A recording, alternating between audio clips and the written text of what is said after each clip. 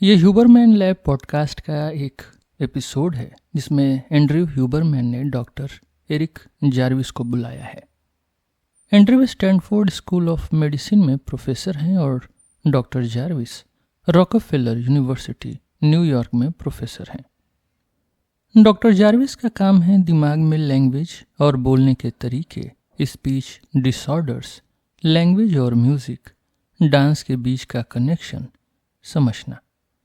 वो जीन से लेके दिमाग के सर्किट्स तक सब स्टडी करते हैं, मतलब हमारे दिमाग और बॉडी के बीच जो कनेक्शन है जिससे हम साउंड और मूवमेंट्स सीख सकते हैं, जैसे कि हाथ हिलाना या कुछ बोलना, ये सब वो स्टडी करते हैं। उन्होंने बताया कि जब हम कुछ पढ़ रहे होते हैं तो हमारी गर्दन के मसल्स बहुत हल्का सा काम करते हैं, जैसे कि हम चुपके से वो शब्द बोल रहे हैं बिना आवाज़ के। अगर किसी मशीन से हम चेक करें तो दिख जाएगा कि हम पढ़ते टाइम अंदर ही अंदर वो शब्द बोल रहे हैं। और ये भी पता चला कि जो प्रजातियां यानी जो जानवर डांस या सॉन्ग कर सकते हैं उनका लैंग्वेज सीखने का तरीका हमसे मिलता जुलता है। ये एपिसोड उन लोगों के लिए भी खास है जिनको स्पीच डिसऑर्डर है, जैसे स्टटरिंग यानी हकलाना, या जो एक से ज़्यादा भाषा सीखना चाहते हैं। डॉक्टर जार्विस का काम बहुत ही नया और अलग है, इसीलिए उनको बहुत सारे अवार्ड्स मिले हैं और वो हार्वर्ड ह्यूग मेडिकल इंस्टीट्यूट के भी मेंबर हैं, जिसमें सिर्फ टॉप साइंटिस्ट जाते हैं। वहाँ पर हर 5 साल में उनको दोबारा अपनी जगह प्रूव करनी पड़ती है। पॉडकास्ट में ये भी डिस्कस होता है कि स्पीच और लैंग्वेज में क्या फ़र्क है। स्पीच मतलब हम कैसे बोलते हैं, आवाज़ निकालते हैं, जबकि लैंग्वेज मतलब क्या बोल रहे हैं, किस भाषा में बोल रहे हैं। दोनों का दिमाग में काम अलग तरीके से होता है और ये सब समझना थोड़ा मुश्किल भी है, क्योंकि साइंटिफिक तरीके और आम तरीके में डिफिनीशंस थोड़ी अलग होती हैं। ये एपिसोड बेसिक से लेके एडवांस तक की बातें करता है और डॉक्टर जार्विस की पर्सनल कहानी भी काफ़ी अलग और इंस्पायरिंग है। डॉक्टर जार्विस कहते हैं कि स्पीच और लैंग्वेज में जो अलग अलग दिख रहा है असल में दिमाग के हिसाब से उतना क्लियर फ़र्क नहीं है। लोग सोचते हैं कि दिमाग में अलग से एक लैंग्वेज मॉड्यूल होता है जो बोलने के रास्ते को कंट्रोल करता है और अलग एल्गोरिदम्स चलाता है, लेकिन असली में ऐसा कोई अलग मॉड्यूल नहीं मिला है। जो बोलने का रास्ता है जो हमारे गले और जबड़े के मसल्स को चलाता है, उसी में ही लैंग्वेज के सब कॉम्प्लेक्स तरीके लगे हुए हैं। सुनने का रास्ता भी दिमाग में ऐसा ही है, वही सब कुछ समझने का काम करता है, अलग से कोई लैंग्वेज मॉड्यूल नहीं है। ये स्पीच प्रोडक्शन का रास्ता सिर्फ इंसान, पैरट्स और सॉन्ग बर्ड्स जैसे कुछ जानवरों में मिलता है, इसीलिए ये बोल पाते हैं। लेकिन सुनने समझने का रास्ता ज़्यादा जानवरों में है, जैसे कि कुत्ता बहुत शब्द समझ सकता है लेकिन बोल नहीं सकता। जब एनिमल्स की बात आती है तो सभी में ह्यूमन जैसे लैंग्वेज नहीं होती। काफ़ी जानवर कम्युनिकेट करते हैं, जैसे व्हेल्स गाते हैं, डॉल्फिन्स और बर्ड्स अपने तरीके से बात करते हैं, लेकिन ये सब क्लासिकल लैंग्वेज नहीं है। कुछ जानवर बॉडी लैंग्वेज या हाथ से सिग्नल भी देते हैं, जैसे बर्ड्स एरियल डिस्प्ले करते हैं या कुछ एनिमल्स जेस्चर्स करते हैं। दिमाग में जो बोलने की जगह है उसके बिल्कुल पास ही जेस्चर करने वाली जगह होती है। दोनों पाथवेज में कॉम्प्लेक्सिटी होती है और कुछ स्पीसीज इसमें ज़्यादा एडवांस्ड हैं। इंसान बोलने में सबसे एडवांस्ड है, लेकिन जेस्चर्स करने में कुछ नॉन ह्यूमन प्राइमेट भी काफ़ी आगे हैं। कल्चरल स्टडीज़ में भी पता चला है कि हम बिना सोचे समझे बात करते वक्त हाथ हिला रहे होते हैं, चाहे सामने वाला देख भी न पाए। ये इसलिए है क्योंकि बोलने वाले और बॉडी मूव करने वाले ब्रेन के हिस्से बिल्कुल पास पास हैं। दिमाग में स्पीच के पाथवेज बॉडी मूवमेंट के पाथवेज से इवॉल्व हुए हैं, इसलिए इटालियन, फ्रेंच जैसी लैंग्वेजेस में हाथ का इस्तेमाल ज़्यादा होता है, क्योंकि ये जेस्चर्स भी सीखे जाते हैं। एनिमल्स जैसे गोरिल्ला, कोकोआ ने ह्यूमन के साथ रह के जेस्चर वाली लैंग्वेज सीख ली, लेकिन आवाज़ निकाल नहीं पाई। तो कुछ स्पीसीज जेस्चर से कम्युनिकेट कर सकती हैं, बेसिक लैंग्वेज सिखा सकती हैं, लेकिन बोल नहीं सकती। जो जानवर जेस्चर कर लेते हैं वो आवाज़ के जेस्चर नहीं कर सकते, क्योंकि उनके दिमाग में एक्स्ट्रा साउंड का रास्ता नहीं होता। मतलब वो हाथ से तो सिग्नल दे सकते हैं पर बोल कर नहीं। दूसरी बात, ह्यूबरमैन पूछते हैं कि क्या हमारे बेसिक इमोशंस और प्रिमिटिव साउंड्स जैसे जब अच्छी स्मेल आए या छी जब बदबू आए लैंग्वेज के बेस हैं। जार्विस कहते हैं कि यह आइडिया बिल्कुल सही है। ज़्यादातर जानवर नेचुरल आवाज़ें निकालते हैं जो हम जन्म के साथ लेके आते हैं, जैसे बेबीज़ का रोना, कुत्ते का भौंकना। लेकिन सिर्फ कुछ स्पीसीज जैसे इंसान और पैरट्स दूसरे की आवाज़ इमिटेट कर सकते हैं, मतलब सीख सकते हैं। इसी को वोकल लर्निंग कहते हैं और ये बहुत रेयर है। ये जो नेचुरल आवाज़ें होती हैं वो दिमाग के नीचे वाले पार्ट ब्रेन स्टेम से कंट्रोल होती हैं, जैसे ऑटोमेटिक एक्शन होता है ठीक वैसे ही। और इमोशनल चीज़ें जैसे गुस्सा, खुशी, ये भी बेसिक दिमाग से ही निकलती हैं। लेकिन जब हम कुछ नया सीखते हैं, जैसे बोलना, पियानो बजाना या कुत्ते को नई ट्रिक सिखाना, तो ये सब दिमाग के ऊपर वाले पार्ट यानी फोर ब्रेन से होता है। ह्यूमंस और कुछ और जानवरों में फोर ब्रेन ने ब्रेन स्टेम को कंट्रोल करना भी सीख लिया है, इसलिए हम आवाज़ और बोलना भी सीख सकते हैं। फिर ह्यूबरमैन पूछते हैं कि मॉडर्न लैंग्वेज कब इवॉल्व हुई। जार्विस कहते हैं कि इस पर बात करना मुश्किल है क्योंकि फॉसिल एविडेंस नहीं मिलता, लेकिन जेनेटिक डेटा से ये पता चलता है कि सिर्फ ह्यूमंस ही नहीं बल्कि निएंडरथल्स और डेनिसोवन जैसे हमारे पुरखे भी शायद बोल पाते थे, क्योंकि उनके जीन्स भी स्पीच वाले जीन्स जैसे ही थे। शायद उनकी लैंग्वेज ह्यूमंस से थोड़ी कम एडवांस्ड थी, लेकिन वो भी बोल सकते थे। ये एबिलिटी लगभग 5 लाख से 10 लाख साल पुरानी है और आज तक ये हमारे अंदर ज़्यादा स्ट्रांग हो गई है। इंसान और बर्ड्स दोनों के दिमाग में कुछ खास एरिया होते हैं जो स्पीच और लैंग्वेज को कंट्रोल करते हैं, पर उनके नाम अलग होते हैं। जैसे इंसान में ब्रोकाज और वेर्निकेज एरिया होते हैं, बर्ड्स में area x, HVC, robustus nucleus, ये सब होते हैं।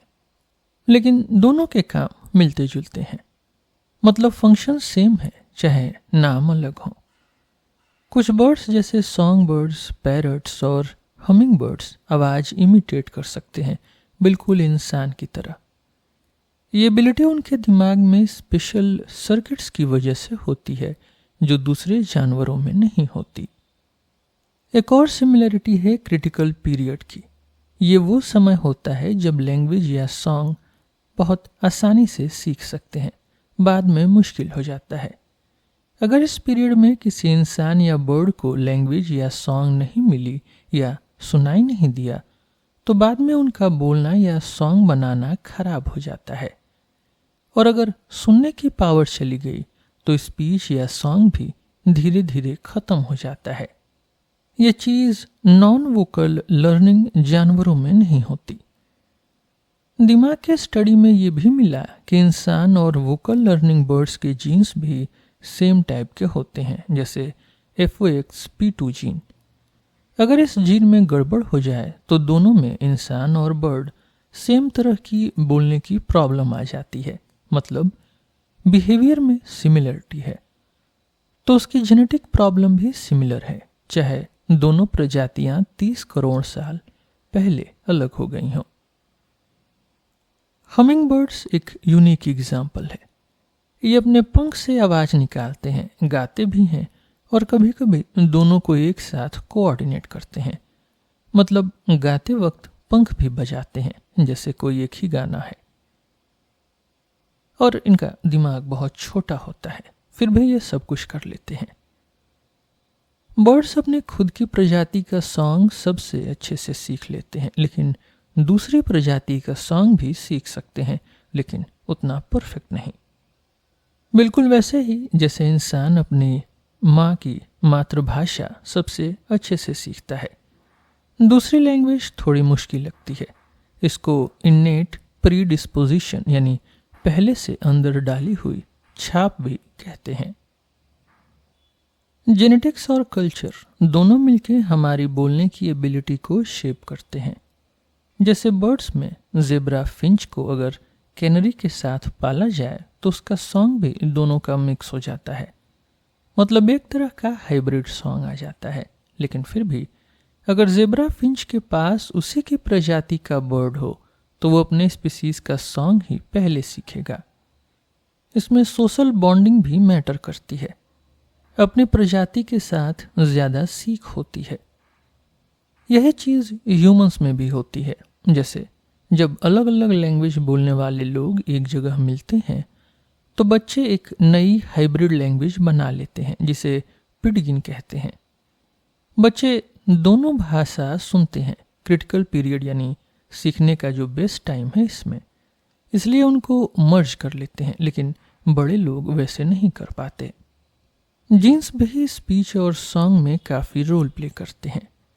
कुछ जीन्स दिमाग के अंदर नए कनेक्शन बनाने में हेल्प करते हैं, जैसे स्पीच सर्किट में डायरेक्ट कनेक्शन मिलता है जो दूसरे सर्किट्स में नहीं मिलता।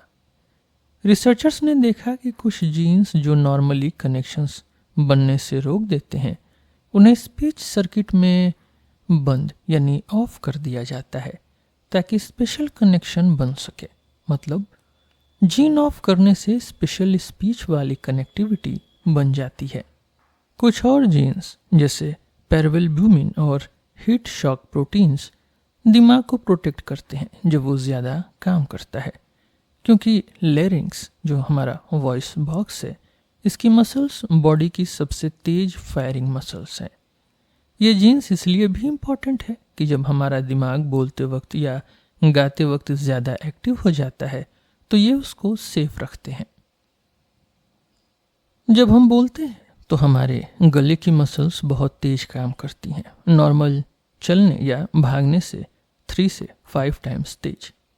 दिमाग के कुछ न्यूरॉन्स यानी सेल्स इन मसल्स को कंट्रोल करने के लिए बहुत तेज फायर करते हैं, जिसकी वजह से वहाँ टॉक्सिसिटी यानी जहरीला पदार्थ भी बढ़ सकता है। इसलिए कुछ खास जीन्स होती हैं जो ब्रेन को बचाती हैं और एक्स्ट्रा लोड को हैंडल करती हैं।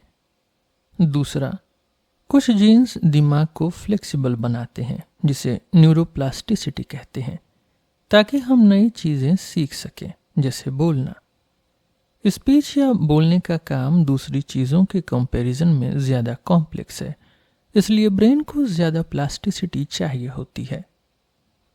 बचपन में किसी भी लैंग्वेज या स्किल को सीखना ज़्यादा आसान होता है, क्योंकि उस टाइम दिमाग का क्रिटिकल पीरियड चलता है, मतलब सीखने का बेस्ट टाइम। इस टाइम पे दिमाग जल्दी नई चीज़ें पकड़ लेता है, लेकिन बड़े होने पे वो मुश्किल हो जाता है। इसलिए छोटे बच्चे बिना एक्सेंट के एक से ज़्यादा लैंग्वेज सीख लेते हैं। क्रिटिकल पीरियड ख़त्म होने के बाद दिमाग नई चीज़ें ज़्यादा स्टेबल बना देता है ताकि हम बार बार भूल न जाएं और इम्पॉर्टेंट चीज़ें याद रहें। अगर बचपन में कोई एक से ज़्यादा लैंग्वेज सीख लेता है तो उसके लिए बड़ी उम्र में नई लैंग्वेज सीखना थोड़ा आसान हो जाता है, क्योंकि उसका दिमाग ऑलरेडी ज़्यादा तरह के साउंड्स या फोनीम्स को यूज़ करने का आदी हो चुका होता है। लेकिन अगर बचपन में सिर्फ एक लैंग्वेज आई तो दूसरी लैंग्वेज के साउंड्स थोड़ा मुश्किल लगते हैं। यह फ्लेक्सिबिलिटी दिमाग के कुछ जीन्स की वजह से होती है, जैसे SRGAP2, जिसे इंसान का ब्रेन दूसरे एनिमल्स के मुकाबले ज़्यादा जुवेनाइल यानी यंग स्टेट में रहता है, मतलब सीखने की कैपेसिटी थोड़ी ज़्यादा बचती है। हैंड जेस्चर्स भी आवाज़ों और शब्दों के मीनिंग दोनों से जुड़ते हैं। जैसे जब गुस्सा आता है तो हम तेज आवाज़ के साथ तेज जेस्चर्स भी करते हैं, या किसी शब्द को बोलते वक्त उसी फीलिंग का जेस्चर दिखाते हैं। जब हम किसी को कम हेयर बोलते हैं और हाथ से इशारा भी करते हैं तो वो जेस्चर एक मीनिंग भी देता है। जैसे आवाज़ का अपना मीनिंग है, वैसे ही हाथ के सिग्नल का भी मतलब होता है। जब लोग छोटी उम्र में एक से ज़्यादा लैंग्वेज सीख लेते हैं तो जब वो लैंग्वेज स्विच करते हैं तो हो सकता है उनका जेस्चर का स्टाइल भी बदल जाता हो। जैसे इटालियन से अरेबिक बोलते वक्त उनके हाथ हिलाने का तरीका भी लैंग्वेज की तरह ही बदल जाता हो। लेकिन साइंटिस्ट ने इसको पूरी तरह से प्रूव नहीं किया है। कुछ ऐसी स्पीच या लैंग्वेज भी होती है जिसमें सिर्फ शब्द नहीं बल्कि इमोशन या फीलिंग ज़्यादा होती है, जैसे पोएट्री या सॉन्ग्स। जैसे बॉब डायलन की सॉन्ग्स सुनते वक्त शब्द समझ में आते हैं, पर असली मज़ा उनकी आवाज़, इमोशन और स्टाइल से है। इसको दो तरह का कम्युनिकेशन कहते हैं, सिमेंटिक जो सिर्फ मीनिंग बताता है और अफेक्टिव जो फीलिंग या इमोशन दिखाता है। दोनों मिक्स भी हो सकते हैं, जैसे किसी सिंगर की आवाज़ में इमोशन भी हो और शब्द का मतलब भी हो। दिमाग में इमोशन और मीनिंग दोनों अलग सर्किट से आते हैं, लेकिन काफ़ी केसेस में सेम ब्रेन सर्किट्स दोनों काम संभालते हैं। मतलब बर्ड्स में या इंसान में सॉन्ग या स्पीच के लिए जो दिमाग के पार्ट्स काम करते हैं वही कभी कभी मीनिंग के लिए, कभी सिर्फ इमोशन के लिए भी यूज़ होते हैं। जब हम आई लव यू गुस्से से बोलें या आई हेट यू प्यार से बोलें तो इमोशन का वेट ज़्यादा होता है एक्चुअल शब्द से ज़्यादा। तो जो कहा जा रहा है उसका मीनिंग, उसकी फीलिंग दोनों पे डिपेंड करती है कि हम उसको कैसे समझते हैं। दिमाग के लेफ्ट या राइट साइड पे भी ये काम थोड़ा अलग हो सकता है। बर्ड्स और ह्यूमंस दोनों में लेफ्ट और राइट दिमाग का हिस्सा अलग तरीके से काम करता है। जब हम बोलना या गाना सीखते हैं, इंसान में लेफ्ट साइड ज़्यादा स्पीच के लिए होती है और राइट साइड ज़्यादा सिंगिंग या म्यूज़िक सुनने के लिए होती है। लेकिन दोनों साइड काम में आती है, इसलिए लोग कहते हैं कि राइट ब्रेन आर्टिस्टिक यानी कलाकार है और लेफ्ट ब्रेन सोचने वाला यानी लॉजिकल है।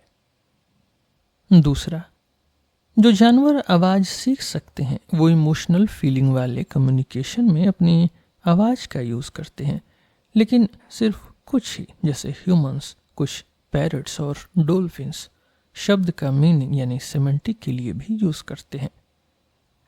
कुछ साइंटिस्ट मानते हैं कि स्पीच पहले इमोशनल सॉन्ग्स के लिए इवॉल्व हुई थी, बाद में समझाने वाली लैंग्वेज बन गई। फिर डॉक्टर जार्विस अपनी पर्सनल स्टोरी बताते हैं। उनकी फैमिली में कई पीढ़ियों से सिंगिंग का टैलेंट था, चर्च में या शादी विवाह में गाते थे। जार्विस खुद भी सिंगर बनना चाहते थे, पर उतनी सिंगिंग टैलेंट उनमें नहीं आई, पर डांस में बहुत अच्छे निकले। उन्होंने बचपन में डांस कंपटीशन जीते, डांस स्कूल में पढ़ाई की और बैले सीखा। सीनियर ईयर में उनको डांस कंपनी ज्वाइन करने या कॉलेज जाने का ऑप्शन मिला। उनकी माँ ने हमेशा कहा था कि सोसाइटी पे पॉजिटिव इम्पैक्ट डालो, इसलिए उन्होंने सोचा कि साइंस की तरफ जाना सही रहेगा। कॉलेज में मॉलिक्यूलर बायोलॉजी और मैथ्स पढ़े। फिर ब्रेन स्टडी करने का शौक जग गया, क्योंकि दिमाग डांस कंट्रोल करता है, लेकिन दिमाग और डांस का डायरेक्ट रिसर्च नहीं था, इसलिए लैंग्वेज और स्पीच की तरफ गए। माइस या मंकीज पर लैंग्वेज का स्टडी नहीं होता, लेकिन बर्ड्स में ये पॉसिबल था, इसीलिए बर्ड्स की स्पीच और ब्रेन पर काम शुरू किया। डॉक्टर जार्विस ने अपने रिसर्च में देखा कि सिर्फ वही एनिमल्स डांस कर सकते हैं जो वोकल लर्निंग करते हैं, मतलब जो दूसरों की आवाज़ इमिटेट कर सकते हैं, जैसे पैरट्स, सॉन्ग बर्ड्स और ह्यूमंस। पैरट्स जैसे स्नोबॉल के केटू फेमस है डांस के लिए, क्योंकि वो म्यूज़िक के बीट पे पैर हिलाता है। डांस और स्पीच दोनों का दिमाग में कनेक्शन है। ब्रेन के जो पार्ट स्पीच और सिंगिंग के लिए हैं, उनके आसपास ही मूवमेंट सीखने वाले सर्किट्स भी होते हैं। इसी वजह से वोकल लर्निंग स्पीसीज अपनी बॉडी के मूवमेंट को आवाज़ के साथ मैच कर सकती हैं। जार्विस की टीम ने एक थियरी बनाई है जिसे motor theory of vocal learning origin कहते हैं, जिसमें उन्होंने बताया कि स्पीच और डांस दोनों एक ही ब्रेन सिस्टम से लिंक्ड हैं। जब इंसान या पैरट डांस करता है तो साउंड सुनने वाले और मसल्स को कंट्रोल करने वाले ब्रेन पार्ट्स टाइट तरीके से मिलके काम करते हैं। इसी इंटीग्रेशन की वजह से हम आवाज़ और बॉडी मूवमेंट को एक साथ जोड़ पाते हैं, जैसे गाने पे डांस करना। हम डांस से अपनी फीलिंग या इमोशन दूसरे तक पहुंचा सकते हैं। ये अफेक्टिव कम्युनिकेशन है, पर डायरेक्ट शब्दों वाले मीनिंग यानी सेमेंटिक कम्युनिकेशन ज़्यादा हम बोल कर ही करते हैं। डांस में भी कभी कभी कोई मैसेज या कहानी हो सकती है, लेकिन यूजुअली डांस इमोशन कनेक्ट करने के लिए होता है। डॉक्टर जार्विस खुद भी ट्रेंड डांसर हैं और उन्होंने अपनी लाइफ में दोनों डांस और साइंस का कनेक्शन देखा है।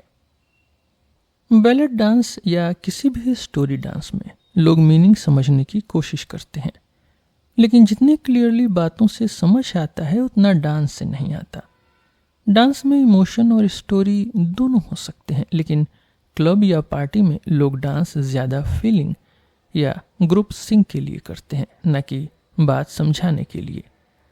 साइंटिस्ट मानते हैं कि डांस ब्रेन सर्किट ने स्पीच सर्किट के पुराने सिंगिंग पार्ट से फीचर लिया है, इसलिए डांस और सिंगिंग में डीप कनेक्शन है।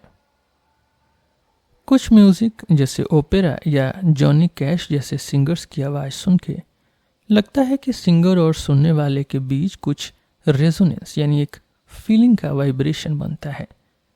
साइंस में अभी नए एक्सपेरिमेंट्स हो रहे हैं जिसमें डांसर और ऑडियंस दोनों के दिमाग पे ईईजी लगा के चेक किया जा रहा है कि जब डांस या म्यूजिक चल रहा हो तो सबके दिमाग में एक जैसे सिग्नल्स आते हैं या नहीं आते। अर्ली रिसर्च से लगता है कि डांसर और ऑडियंस दोनों में कुछ रेजोनेंस या मिलती जुलती ब्रेन एक्टिविटी होती है, लेकिन अभी और रिसर्च की ज़रूरत है। डॉक्टर जार्विस खुद कहते हैं कि उनमें सिंगिंग टैलेंट उतना नहीं था जितना उनके भाइयों में था, इसलिए उन्होंने जेनेटिक्स में भी रिसर्च किया कि किसी में सिंगिंग या डांसिंग का टैलेंट कैसे आता है। उनका मानना है कि बचपन में इन्वायरमेंट और जेनेटिक दोनों का रोल हो सकता है। जैसे उनका फैमिली बैकग्राउंड अफ्रीकन अमेरिकन था, मोटाउन सॉन्ग्स और फैमिली पार्टीज़ में बचपन से डांस देखते और करते आए तो स्किल ऑटोमेटिकली आता गया। साथ ही उनके जीन्स में भी हाई इंटेंसिटी मसल या फास्ट ट्विच मसल का एलिमेंट हो सकता है जो डांस या स्पोर्ट में काम आता है। जार्विस कहते हैं कि उनके जीन्स में कुछ ऐसे जेनेटिक सब्स्टिट्यूट्स हैं जो उन्हें रिदम पे बॉडी सिंक्रोनाइज करने में हेल्प करते हैं, इसलिए वो डांस अच्छा कर लेते हैं। पर उन्हीं जीन्स में एक ऐसा फैक्टर भी है जिससे उनको पिच पर सही से गाना थोड़ा मुश्किल हो जाता है। कभी उनके कुछ भाई बहन में ये प्रॉब्लम नहीं है, तो हो सकता है कि सिंगिंग या डांसिंग में जेनेटिक डिफरेंस भी हो। फैमिली में आपस में ये भी डिस्कशन होता है कि किसकी एबिलिटी जेनेटिक है और किसकी प्रैक्टिस से आई है। आगे बात होती है फेशियल एक्सप्रेशंस की, जैसे स्माइल, फ्रॉन या छोटी माइक्रो एक्सप्रेशंस, जो ज़्यादातर सबकॉन्शियस यानी बिना सोचे समझे होती हैं। कभी कभी किसी की बात उसके चेहरे से मैच नहीं करती तो हमें तुरंत समझ आता है कि वो सच नहीं बोल रहा। जब वर्ड्स और चेहरे का इमोशन परफेक्टली मिलता है तो समझ आता है कि सब कुछ सही है। नॉन ह्यूमन प्राइमेट्स जैसे बंदर में भी फेस के मूवमेंट का कंट्रोल अलग दिमाग के सर्किट से होता है और उनका चेहरे का एक्सप्रेशन बहुत डाइवर्स होता है, लेकिन आवाज़ वाले मसल्स का कंट्रोल उतना स्ट्रांग नहीं होता। ह्यूमंस में वॉइस और फेशियल एक्सप्रेशंस दोनों का कंट्रोल आता है, तो हम बोलते वक्त फेस के एक्सप्रेशन भी चेंज कर सकते हैं। बचपन में बच्चे नेचुरली फेस, बॉडी, हाथ, स्पीच सब को जोड़ के कम्युनिकेट करते हैं, लेकिन बड़े होते होते थोड़ा एक्टिंग या अलग सिचुएशंस के हिसाब से ये स्किल्स सीख लेते हैं कब किस चीज़ को जोड़ना या अलग करना है। एक्टिंग में भी रियल फील तभी आती है जब बॉडी, फेस, वॉइस सब मैच करता है। जार्विस मानते हैं कि फेशियल एक्सप्रेशंस में भी इननेट यानी जन्म से आई और लर्नेड यानी सीखी हुई दोनों चीज़ें होती हैं, जैसे बोलने में होता है। जब हम हाथ बांध लेते हैं या बॉडी को रोक देते हैं तो नेचुरली बोलना भी मुश्किल हो जाता है, क्योंकि सब चीज़ें मिलके काम करती हैं। फेशियल एक्सप्रेशंस हम नेचुरली कर लेते हैं क्योंकि ये हमारे अंदर से आता है, जैसे स्माइल, गुस्सा, ये सब। लेकिन जब हम फेस या हाथ से कुछ गुस्से में दिखाते हैं पर आवाज़ में पोलाइट रहते हैं तो दोनों चीज़ें अलग करना मुश्किल हो जाता है। इननेट यानी जन्म से आई हुई चीज़ें हमेशा चीज़ें जोड़ती हैं, इसलिए रियल इमोशन ईमेल या लिखी हुई बात में कभी कभी मिस हो जाता है क्योंकि वहाँ फेस नहीं दिख रहा होता। जब हम लिखते हैं, चाहे पेन से या कीबोर्ड से, ज़्यादातर लोग पहले अपने दिमाग में वो बात सुन लेते हैं, मतलब सोच के अंदर ही अंदर बोलना होता है। ये प्रोसेस डिफ़िकल्ट है क्योंकि हमारा दिमाग एक साथ अलग अलग सर्किट्स यूज़ करता है। आँख से देख के यानी विजुअल सर्किट, फिर स्पीच का एरिया यानी मोटर कॉर्टेक्स, ब्रोकास एरिया, फिर खुद ही सुनना यानी ऑडिटरी सर्किट, और फिर हाथ चलाना यानी मोटर सर्किट फॉर हैंड्स। मतलब जब हम पढ़ रहे होते हैं तो आँख से सिग्नल विजुअल कॉर्टेक्स तक जाता है, फिर स्पीच पाथवे को एक्टिवेट करता है, फिर बिना आवाज़ के हम अंदर ही अंदर वो शब्द बोलते हैं और फिर अपने दिमाग में ही सुन भी लेते हैं। इसलिए लिखना या पढ़ना इतना चैलेंजिंग है क्योंकि 4 अलग दिमाग के पार्ट्स एक साथ काम करते हैं। जब टीचर बोर्ड पर लिखता है तो उसको बोलना बंद करना पड़ता है क्योंकि एक ही टाइम पे बोलना और लिखना मुश्किल होता है। इस प्रोसेस में स्लो होना, सांस लेना, ये सब नेचुरली आ जाता है, इसलिए लिखने से बोलना रुक जाता है। जब हम लिखने और बोलने को एक साथ करने की कोशिश करते हैं तो दिमाग को दोनों काम एक साथ करना मुश्किल लगता है, इसलिए बोलना बंद करके लिखना पड़ता है। ये दिमाग के अलग सर्किट्स का अटेंशन मांगना है। कुछ लोग अपने पेपर्स डिक्टेंशन से बोल कर लिखते हैं, पर सबके लिए ये नेचुरल नहीं लगता। कुछ लोगों को हाथ से लिखना या टाइप करना ज़्यादा आसान लगता है। जब सोच का स्पीड और लिखने की स्पीड बराबर हो तब लिखना स्मूथ होता है, लेकिन अगर दिमाग बहुत तेज सोच रहा है और हाथ धीरे लिख रहा है या वाइस वर्सा तो प्रॉब्लम होती है। कभी लोगों को हाथ से लिखना पेन से ज़्यादा अच्छा लगता है क्योंकि वो अपनी स्पीड के हिसाब से स्लो या फास्ट लिख सकते हैं। हाथ से लिखना और टाइपिंग दोनों में मसल्स का यूज़ अलग होता है। हाथ से लिखने में आर्म ज़्यादा यूज़ होता है, टाइपिंग में फिंगर्स का कोऑर्डिनेशन चाहिए। जार्विस कहते हैं कि लिखना और सोचने के बीच एक ब्रिज होती है, वो है स्पीच। मतलब जब भी हम लिख रहे होते हैं अंदर ही अंदर वो बात बोल भी रहे होते हैं। अगर आप सोच या बोल ज़्यादा तेज कर रहे हैं पर लिख धीरे रहे हैं तो तकलीफ होती है।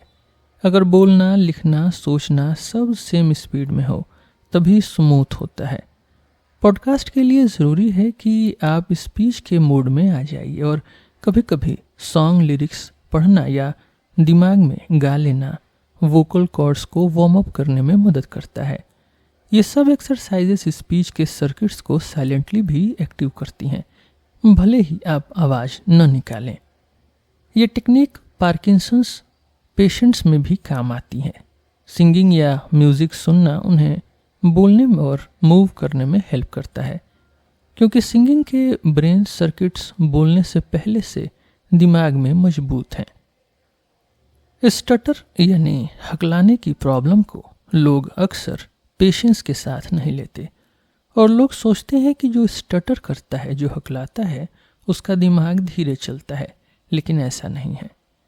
काफ़ी ब्रिलियंट लोग भी बोलने में स्ट्रगल करते हैं पर सोचने में नहीं। जार्विस की लैब ने बर्ड्स पे रिसर्च किया और देखा कि जब उनके दिमाग का एक हिस्सा जिसे बेसल गैंग्लिया में प्रॉब्लम हो जाती है तो बर्ड्स भी स्टटर करने लगती हैं, पर कुछ महीने बाद नया न्यूरॉन बनने से वो ठीक भी हो जाते हैं। ह्यूमंस में भी बेसल गैंग्लिया के डैमेज से स्टटर हो सकता है, या फिर बचपन से ही अगर ये दिमाग का पार्ट सही नहीं बनता तो भी हकलाना या स्टटरिंग आ सकती है। इसको न्यूरोजेनिक स्टटरिंग कहते हैं। बड़े होने पर भी अगर किसी में स्टटर है, हकलाना है, तो थेरेपी से हेल्प मिल सकती है, जैसे धीरे बोलना सीखना या बोलते वक्त किसी रिदम पे टैप करना। सब ट्रीटमेंट का मेन आइडिया ये है कि आप जो सुन रहे हो और जो आप बोल रहे हो दोनों को कंट्रोल के साथ जोड़िए। इससे स्टटर या हकलाना कम होता है। जार्विस ये भी बताते हैं कि कभी कभी कुछ लोग दूसरे की बात सुनते सुनते उसका आखिरी शब्द उनके साथ बोल देते हैं। शायद ये इसलिए होता है क्योंकि दिमाग ऑलरेडी सुन के मसल्स में हल्का करंट भेज रहा होता है। ये टर्न टेकिंग यानी बातचीत में एक दूसरे को समझना, कन्वर्सेशन की रिदम मेंटेन करने या कभी कभी दूसरे को रोक के बोलने का तरीका भी हो सकता है। आजकल टेक्स्टिंग लैंग्वेज का एक नया फॉर्म है जिसमें लोग अपने थंब से लिखते हैं, छोटे इनकम्प्लीट सेंटेंसेस में बात करते हैं, जो पहले कभी नहीं होता था। पहली बार हम थंब से राइटिंग कर रहे हैं और लैंग्वेज को एक नई डायरेक्शन मिल रही है। शुरुआत में जब लोग नए नए रिलेशनशिप में होते हैं तो दूसरे का टेक्स्ट, ग्रामर, स्पेलिंग सब ध्यान से देखते हैं, लेकिन थोड़े टाइम बाद सब चलता है और शॉर्ट हैंड या स्लैंग लैंग्वेज ही काम में आती है, जैसे OMG, WTF। लोग अपनी अपनी स्टाइल बना लेते हैं, लेकिन एक ही जगह सबका मीनिंग सेम हो ऐसा नहीं होता। आजकल टेक्स्टिंग, ट्वीटिंग, हैशटैग्स ने बोलने या लिखने का तरीका बदल दिया है। जार्विस कहते हैं कि ये सब कम्युनिकेशन को और फास्ट बना रहा है। पहले लेटर के लिए दिन लगते थे, अब सब इंस्टेंट हो गया है। जैसे दिमाग का कोई भी पार्ट जितना यूज़ करिए उतना स्ट्रांग हो जाता है, वैसे ही अब हम थंब से इतना लिखते हैं कि थंब के मसल्स और ब्रेन सर्किट्स स्ट्रांग हो रहे हैं। लेकिन इस तरह के क्विक टेक्स्ट और ट्वीट्स में प्रॉब्लम ये है कि हम जो सोच रहे हैं वो जल्दी से सबके सामने आ जाता है, बिना सोचे समझे। कभी कभी लोग इम्पल्सिव यानी बिना सोचे समझे कुछ ट्वीट कर देते हैं और बाद में पछताते हैं। बड़ी बात यह है कि जब हम जल्दी जल्दी टेक्स्ट करते हैं तो लिखने की तो प्रैक्टिस हो रही है, पर समझने की यानी इंटरप्रिटेशन की पावर कम हो सकती है। टेक्स्ट में फीलिंग या नुआंस क्लियर नहीं होता, इसलिए मिसअंडरस्टैंडिंग हो सकती है। लेकिन कभी कभी ऐसा भी होता है कि लोग अपना असली मन की बात बोल देते हैं, क्योंकि मॉडिफाई करने का टाइम नहीं मिलता। दोनों साइड पे प्रॉब्लम हो सकती है, या तो गलत समझ आता है या फिर कुछ गलत बोल दिया जाता है। आजकल दिमाग से बोलने या सोच से टाइपिंग डायरेक्टली कंप्यूटर पे लाने का रिसर्च भी हो रहा है, जिसमें पैरालाइज्ड लोग अपने ब्रेन सिग्नल से कंप्यूटर पे शब्द लिख सकते हैं बिना हाथ चलाए। यानी टेक्नोलॉजी और ह्यूमन लैंग्वेज अब और तेज मिलते जा रहे हैं, और हमें भी ध्यान रखना होगा कि हमारी सोच से लैंग्वेज तक का सफ़र रिस्पॉन्सिबल तरीके से हो। आज की टेक्नोलॉजी की वजह से अब पैरालाइज्ड लोग भी अपने दिमाग के सिग्नल से लिख सकते हैं बिना कुछ बोले या हाथ चलाए। मतलब दिमाग में आई सोच सीधा कंप्यूटर पे शब्द बन सकती है।